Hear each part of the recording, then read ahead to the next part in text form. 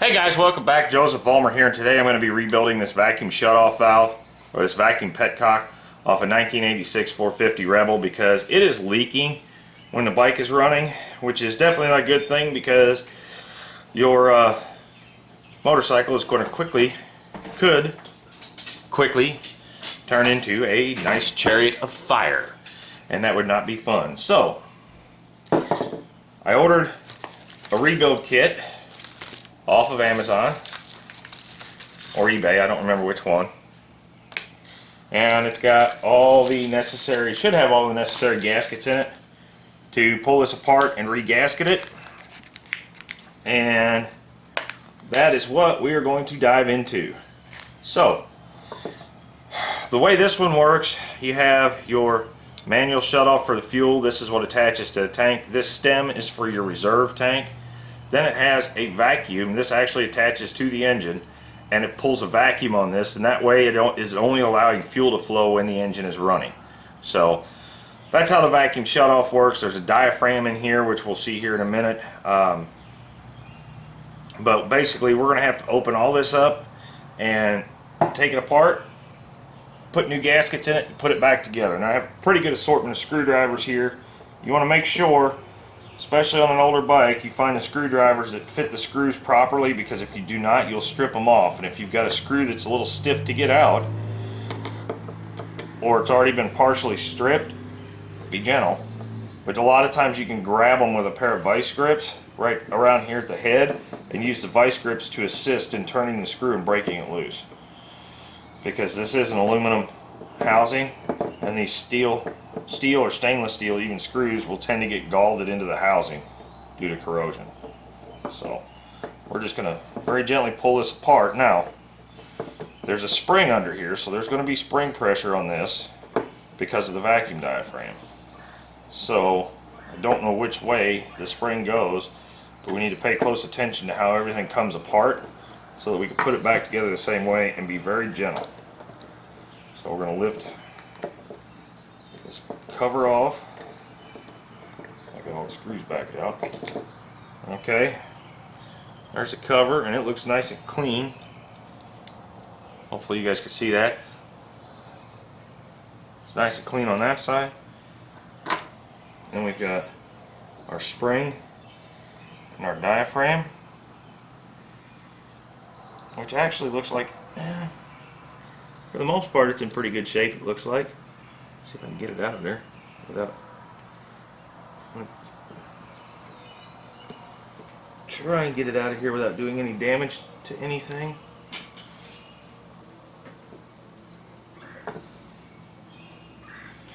But as you can see, come on.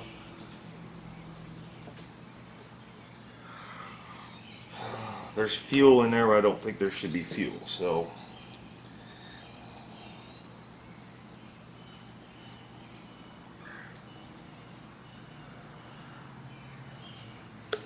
there we go. That came out just like this.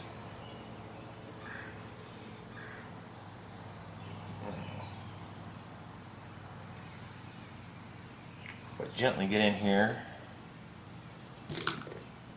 hopefully I'm still keeping this in frame for you guys. If I gently get in here with a flathead screwdriver, I should be able to pop the next section of housing off, which should expose the next diaphragm. There we go. It's going to sit just like this. That should lift out just like that. Just making sure it's clean on the inside. Now, this diaphragm, I believe, may have been cracked. I don't see anything, but it's wet on the backside, and there shouldn't be any fuel there. So we're going to pop that out.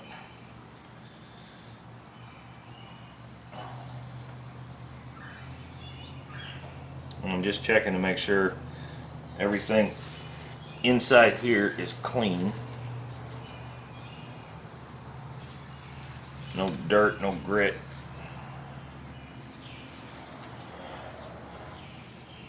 Then we're going to pop this cover off where the actual fuel shutoff is, and be very careful because there's like a ball bearing back here. One or two. I have had one of these apart before. and you don't want this stuff to come shooting out at you because it'll take off across the floor, and good luck finding it. And they're very specific size, so you can't just go grab something and stuff it in there. Okay.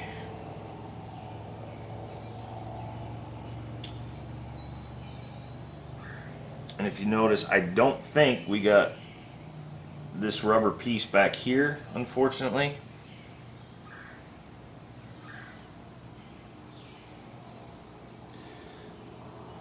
But there's an O-ring right here. The only other area left is right down here on the bottom.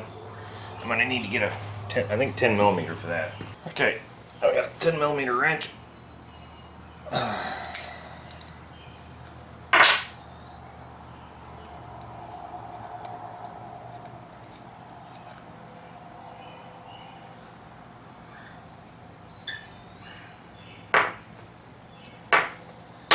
Look at that, a couple little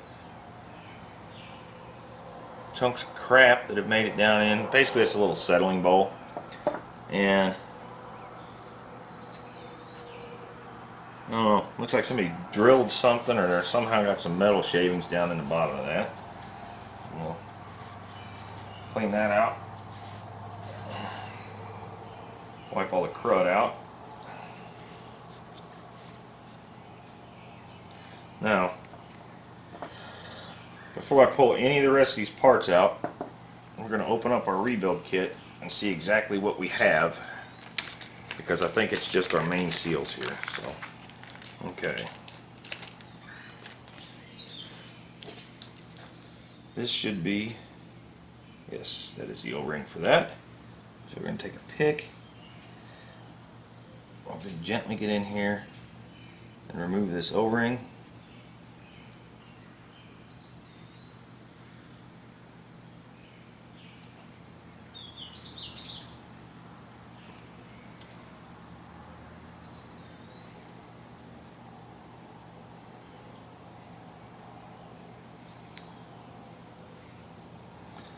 Make sure that's all the way in.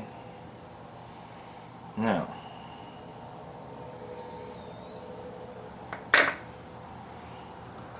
I'm going to wipe down our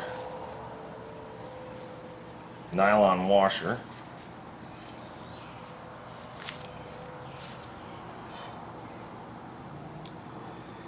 When we got it apart, you can see there's some crud up in here.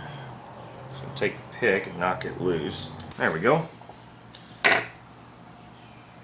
Now we'll put our nylon washer back on.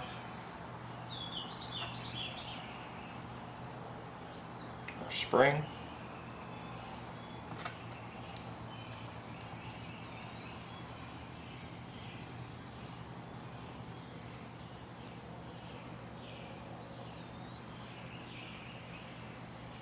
Get this lined up.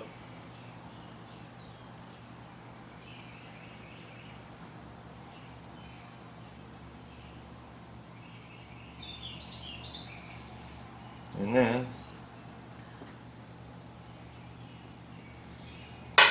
make sure this is nice and clean where that O-ring's going to go. Wipe any crap or crud out. There we go. I should be able just to slide it right back in. Okay. I'm not being super cooperative, so I'm going to take 2 seconds.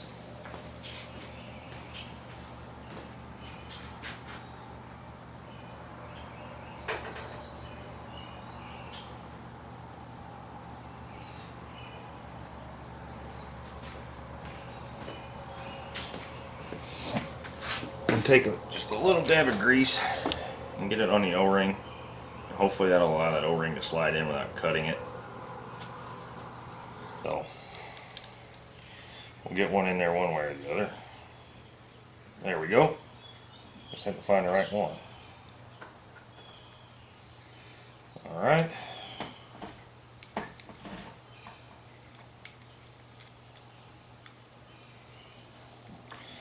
Drop that back on.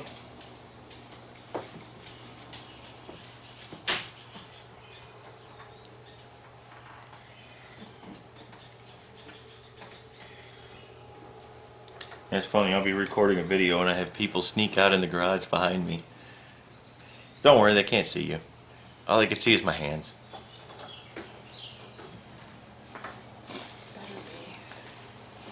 And they're all so nervous about... Might not be the only thing that needs fixing. What was that? I said it better be the only thing you're watching, or it may be the only thing that needs fixing.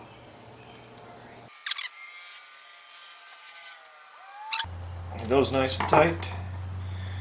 Now, I don't have a new gasket for the bottom, but I think it looks like it's in okay shape, and this has got a taper to it that'll go up into that gasket, so we're gonna spin that back in.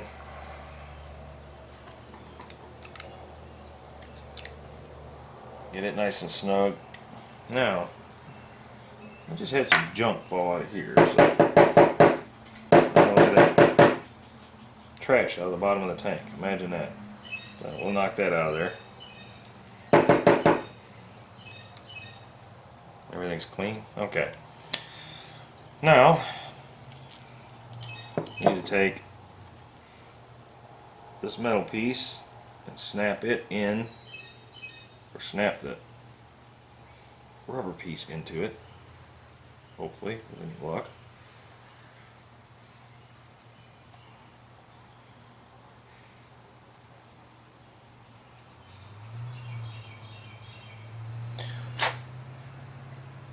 Which is just a matter of pushing on that center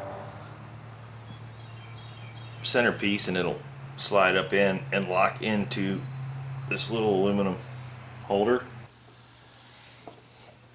I'm going to assemble this piece, same principle, gently push it into the holder. Oh, you can actually kind of feel that one snap in. Okay. And with that all laid on, drop that right there. Everything still looks centered. Place our spring in the middle.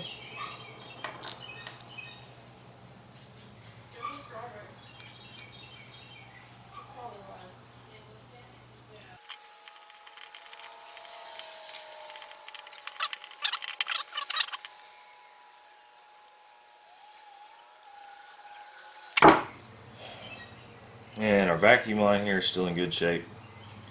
Our other one, double check, make sure this isn't plugged up, but it shouldn't be considering the petcock was opening like it was supposed to. But if you get a break in this diaphragm, it could suck, you know, it could pull fuel in this way. So now that we've got it all put back together, I did have one extra O-ring.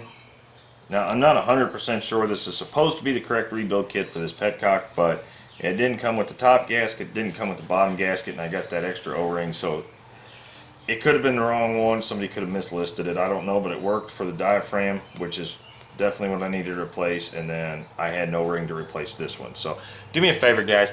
Please rate the video, subscribe to the channel. If you have any questions, throw them down in the comments. The only thing I have to do now is put this back on the tank, put the tank back on the bike, get the fuel lines connected, and everything should be good and ready to go. So I'm going to get that taken care of, and if I have any issues with it, I will by all means let you know, but that's what it takes to take apart one of these fuel petcocks and clean it up, put it back together again.